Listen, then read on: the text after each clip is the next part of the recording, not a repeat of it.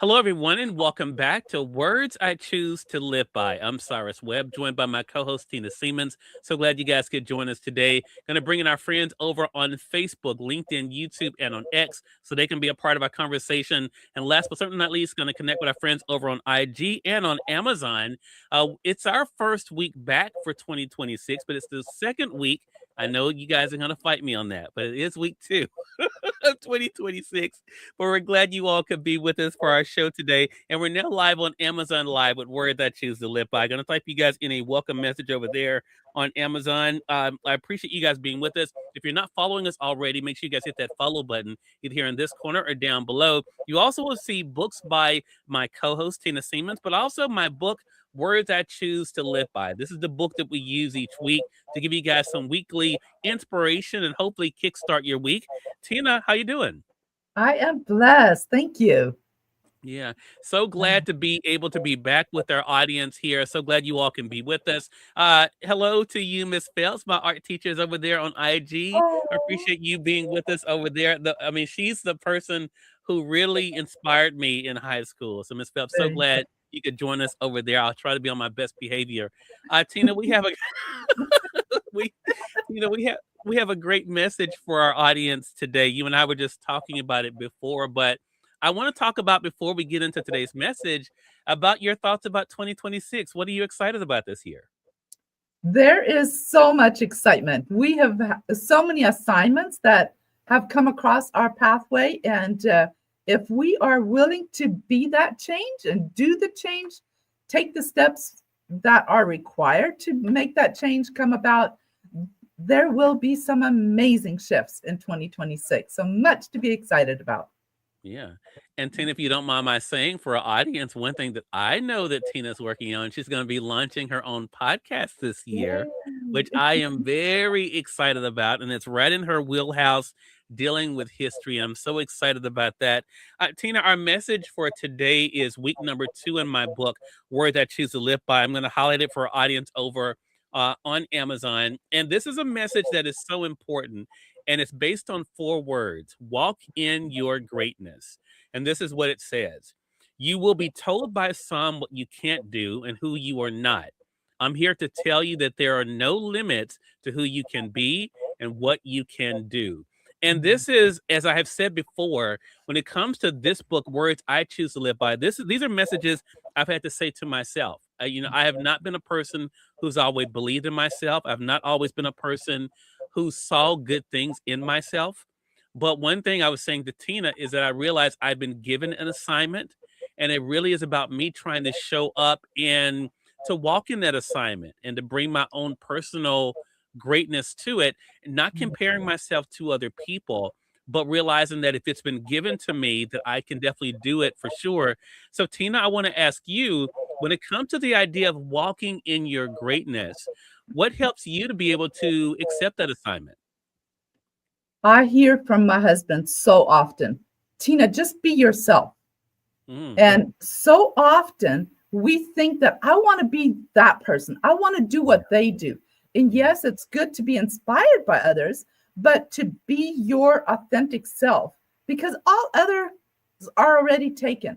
There is mhm, only one me. And if I want to be totally successful and inspiring to others, I've got to work with what God implanted in me to be the conduit from myself to somebody that's coming across my pathway. So for me to be myself is something that is not easy for me to do because I'm very critical of myself. But mhm. then I get that voice in my ear from my husband, just be yourself. And I know then that is when we can be most effective in our life if we are ourselves. Yeah, such a great point. I want to say, Tina, for our audience joining us on Amazon, and I appreciate you guys over there. You'll notice as Tina was talking, I had her newest book, Post Oak, highlighted in the carousel. And forgive me, Tina, I forgot to mention, also on Amazon, Tina is featured in our Women Rock issue of Conversations magazine. So you all can read about her there as well. So make sure you guys get your copy here on Amazon too. For those of you joining us on social media, you'll be able to find it over my social media pages. And Tina, thank you so much for sharing the photos with that as well. And Tina, I'm so glad of what you just said. And I want our audience to think about what Tina said. The importance of being ourselves. That is, I think, one of the things all of us can just work on, myself Yes. included, right? You know, because I heard Robin Roberts, who's from Mississippi here. She's on Good Morning America. She said in her master class, she said when people tell her that they want to be the next Robin Roberts, she tells them, don't do that. Be you, because I already got this when it comes to Robin. And There that's you such go. a great reminder that all of us were created for a reason. If it wasn't a reason for us, we wouldn't have been created as us. And I think that's such a great reminder that your husband was able to give you there, Tina. The other thing that I mentioned in this particular message is this: you will be told by some what you can't do and who you are not. And this is something I think as we start this new year, Tina, I hope our audience really understands. Stop listening to the noise. You know, I made up my mind a long time ago. I don't listen to people who are not where I am, who have Yeah, not done what I'm doing. that's There are right. always going to be people who would try to tell us the way we're supposed to do things or the way we're supposed to be or how to Mhm. use the gifts that God has given us. And we have to learn to let that go. And that's hard sometimes when it may be family members or when it may be supposed friends. But definitely when it comes to the internet is so full of experts, of Mhm. individuals who have never done anything, but they could try to tell you what you should do and Yeah. how you should be. Tina, So what true. helps you to not give into that noise of people trying to tell you how to use your gifts? Well, it reminded me when you were speaking of when our sons were young. The Mhm. parents, the couples that didn't have any children, they were the ones that had the most advice on how we should raise our children. And Wow. so it, like, if you've walked the walk, then Mhm, you talk to me about this is how I dealt with it. Yes, mhm. I want to listen and learn. But if Yeah. you've not walked the walk, then you do not know what I'm going through. And so, Mhm. therefore, we have to be selective of who we listen to. What voice do we listen to the most? And it's the one that we will listen to the most that will influence us the most and Mhm. therefore have the biggest impact. So, there's a saying, and I don't know if I'll have it correct, but the one that you feed the most is going to be the strongest. And Yeah. so, what voice we listen to is going to have the most influence on. So, be careful. There's that Yeah. little song, oh, be careful, little eye, what you see. And then it goes down through your body, the ear, the nose, the feet, the hands. Oh, be Mhm. careful who you listen to. And, but be grounded and be assured that your mission is where you want to be, and then you will walk in purpose and in self-confidence that what you're doing is the right path. Yeah, such a great thing. Thank you for sharing that. And you're exactly right. I make it a point for myself. If there's an area I don't know anything about, and Tina will tell you this, and anyone who works with me will say, I'll say that's outside of my area of expertise. I have no clue because I understand the influence my words can have, and I never want people to think I have knowledge about something I know nothing about.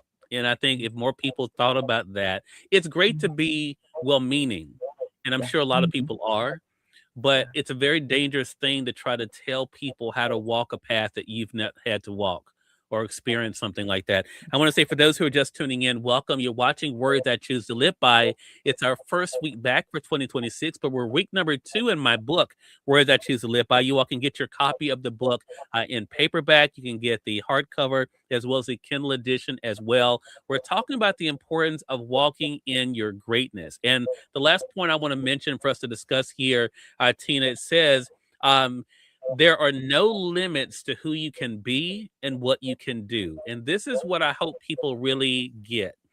Tina and I were talking about when she was here in Mississippi on Wednesday, October the 29th.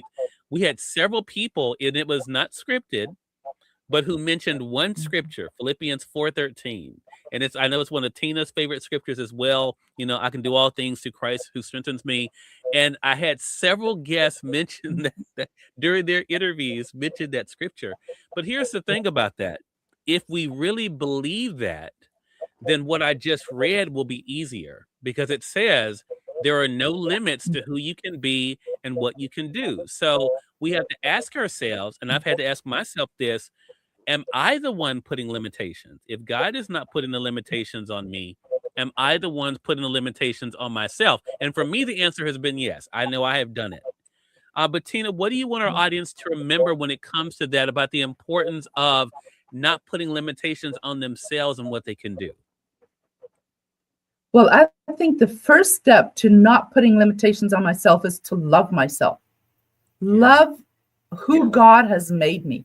Because Mhm. for me, that has been one of my biggest struggles in life, is accepting the height and the weight and things like that. I'm always constantly working on that, but it is something that has limited me. Like, what will others think of me? So Mm. therefore, I've already eliminated 90% of my capability of being an influence and of being out there boldly walking in my purpose, is because the love for myself isn't there. So I think loving yourself is the first step to being in the place where there is no limits for you. And Yeah. so that is key to loving yourself. So true. M. Lynn Walker, hello to you over there on LinkedIn. She says, usually we are the ones putting limitations on ourselves. That is so true. It's so true. And a lot of times, well, I know I'm aware that I do it. I can be honest and say I know that I'm bad about doing it. When something scares Mhm. me, I'm Yeah. I'm quick to be able to, to push the brakes. And I've never had a problem with other people letting other people's words, but my own negative self-talk is what I've had to Mm. work against. And for everybody, it's different, right? For some, it may be someone in your life who's telling you what you can't do. For me, it's been myself telling me that. But I think it's so important for us to realize that that's just not true, that there's not true, that there is no limit, that we were all created for greatness, and it's really up to us to be able to walk in it. So again, everyone, the message for today is to walk in your greatness. That is a reminder for all of you. I hope you're able to find something in this message that will really resonate with you. Tina, what would you say to our audience today about the importance of walking in their own greatness today? I say be willing to step out. I'm Mm. reminded of when Moses and the children of Israel were in front of the Red Sea. He stepped into it and the water parted.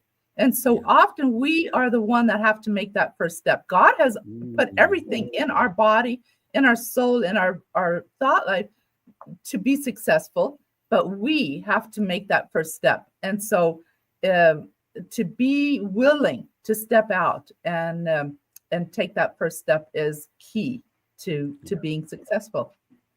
Yeah, such a great point.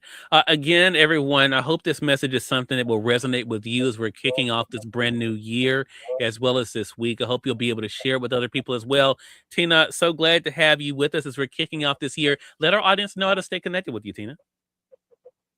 It will be wonderful to hear from you. I am working on my new website, Heritage by Tina, and Mhm. you can already go on there and click on some of the links. And looking forward to hearing from you. All right, Tina, thank you so much. And we thank you all for joining us for this week's episode of Words I Choose to Live By. Again, Tina's books, including her new one, Post Oak, is available here on Amazon. My book, Words I Choose to Live By, is available in print or Kindle edition. You can get it for yourself. It has inspiration for every day of the week, but it also has these weekly prompts like what we use here on the show to be able to help you guys through. Thank you so much again for being here with us. Until next time, you all make it a great one. We'll talk to you soon. Take care. Have a great day.